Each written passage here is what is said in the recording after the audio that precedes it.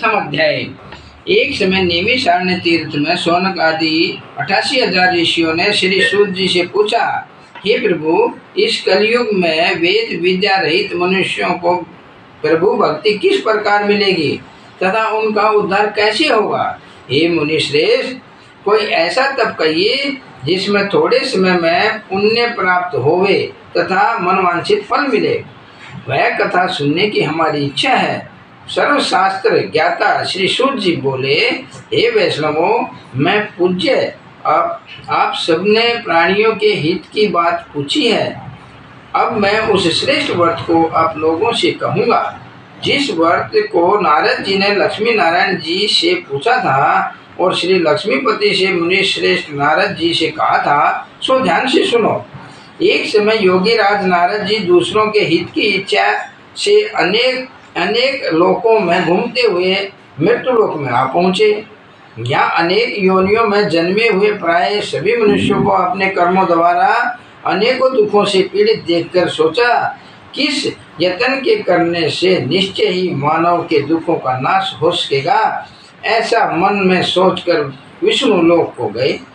वहाँ श्वेत वर्ण और 4 भुजाओं वाले देवों के ईश नारायण का, जिनके हाथों में शंख चक्र गदा और पद्म थे तथा वरमाला पहने हुए थे, देखकर स्तुति करने लगे। हे भगवान, आप अत्यंत शक्ति से संपन्न हैं। मन तथा वाणी से आपको नहीं पा सकती। आपका आदि मध्य अंत नहीं है। निर्गुण स्वरूप सृष्टि के कारण भक्तों के दुखों को नष्ट करने वाले हो, आपको मेरा नमस्कार है। नारद जी से इस प्रकार की स्तुति सुनकर विष्णु भगवान बोले, हे मुनि श्रेष्ठ, आपके मन में क्या है? आपका किस काम के लिए आगमन हुआ है? निसंकोच कहो। तब नारद मुनि बोले, मृत्यु लोक में सब मनुष्य जो अनेक योनियों में पैदा हुए हैं, अपने अपने कर्मों के द्वारा अनेक प्रकार के दुखों से दुखी हो रहे हैं। हे नाथ, मुझ पर दया करते हो तो बताइए, उन मनुष्यों के सब दुख थोड़े से ही प्रयत्न में कैसे दूर हो सकते हैं? श्री भगवान जी बोले, हे नारद, मनुष्यों की भलाई के लिए तुमने बहुत अच्छी बात पूछी है। जिसके करने से मनुष्य मोह से छूट जाता है, वह मैं कहता हूँ, सुनो। पुण्य देने वाला स्वर्ग तथा मृत्यु लोक दोनों में दुर्लभ एक उत्तम व्रत है। आज मैं प्रेमवश होकर तुमसे कहता हूँ, श्री सत्यनारायण भगवान का यह व्रत अच्छी तरह विधि पूर्वक करके मनुष्य तुरंत ही यह सुख भोग कर मरने पर मोक्ष को प्राप्त होता है। श्री भगवान के वचन सुनकर नारद मुनि बोले कि उस व्रत का फल क्या है, क्या विधान है, किसने यह व्रत किया था और किस दिन यह व्रत करना चाहिए, विस्तार से कहो। भगवान बोले, दुख शोक आदि को दूर करने वाला, धन धान्य को बढ़ाने वाला, सौभाग्य तथा संतान को देने वाला यह व्रत सब स्थानों पर विजयी करने वाला है।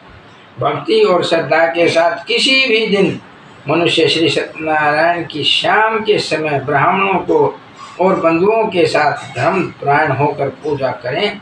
भक्ति भाव से नैवेद्य केले का फल, घी, दूध और गेहूं का चूर्ण सवाया लें। गेहूं के अभाव में साठी का चूर्ण, शक्कर तथा गुड़ लें और सब भक्षण योग्य पदार्थ जमा करके भगवान को अर्पित करें तथा बंधु बांधवों सहित ब्राह्मणों को भोजन करवाएं। पश्चात स्वयं भोजन करें। नृत्य गीत आदि का आचरण कर श्री सत्यनारायण भगवान का स्मरण करता हुआ समय व्यतीत करें। इस तरह व्रत करने पर मनुष्यों की इच्छा निश्चय पूरी होती है। विशेषकर कली काल में मृत्यु लोक पर यही मोक्ष का सरल उपाय है। इति श्री सत्यनारायण व्रत कथा का प्रथम अध्याय संपूर्ण। श्रीमन नारायण नारायण नारायण, भज मन नारायण नारायण नारायण।